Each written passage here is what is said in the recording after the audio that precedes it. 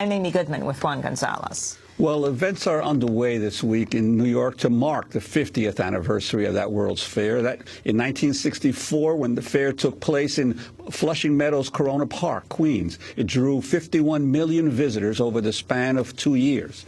On April 22, 1964, President Lyndon Johnson spoke at the fair's opening ceremonies. This fair represents the most promising of our hopes. It gathers together from 80 countries the achievements of industry, the health of nations, the creations of man. This fair shows us what man at his most creative and constructive is capable of doing. Yes, it was 50 years ago that fairgoers flocked to the World's Fair to get a taste of the wider world and a glimpse of a possible future full of rocket ships, superhighways, and complex kitchen gadgets. But that year, a very different future was being chiseled out by a devoted group of civil rights activists who used the prominence of the World's Fair to propel their fight for racial equality into the national consciousness. Their vision for the future involved less spaceships and more integrated schools. They were less interested in the fair's futuristic exhibits and more concerned with equitable hiring practices on the fair's grounds. The protesters greeted President Johnson with chants for the passage of the Civil Rights Act. Of the 700 who demonstrated, nearly 300 were arrested and carted off to jail. We turn now to looking at this largely untold history. We're joined by Norman and Velma Hill, longtime civil and labor rights activists. 50 years ago, they helped organize that nonviolent protest at the New York World's Fair. We welcome you both to Democracy Now! Talk about what the scene was like. You got into the World's Fair, or you were standing right outside? We got into the World's Fair. But first, let me just thank you for having us here. We're very happy to be here, and we're very happy to talk about an event that most people just aren't aware of now. It was April 22nd, which, by the way, was Norm's birthday.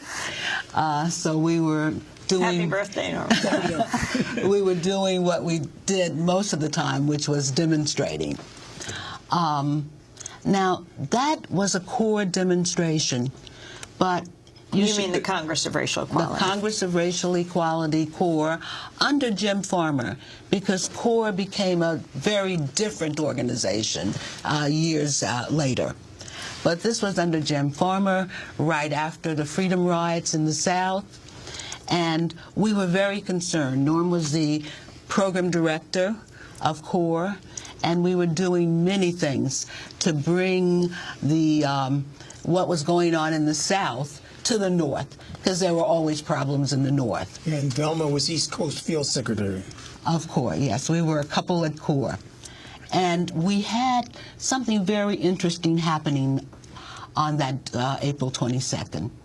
We had what we called extremist groups in CORE who had decided that they agreed with our goals, but they didn't like our tactics. What they wanted to do was what they called a stall-in. And the stall-in, they had planned to do some very interesting things. They had planned to go on to subways, stop subways from running by pulling down the emergency brake.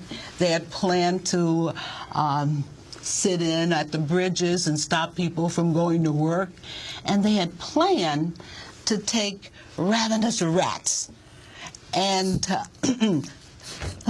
set them loose when President Johnson was going to speak.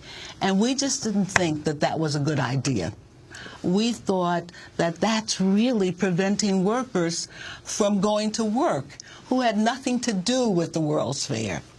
So we planned something at the World's Fair where we got 700 people from around the country to come in, to sit in at pavilions, to say we want the passage of the Civil Rights Bill, and we want to make sure that there are minorities working at the World's Fair, visibly working, because this world is not a white world. It is a white world and a brown world and a black world, and we wanted to make that statement and make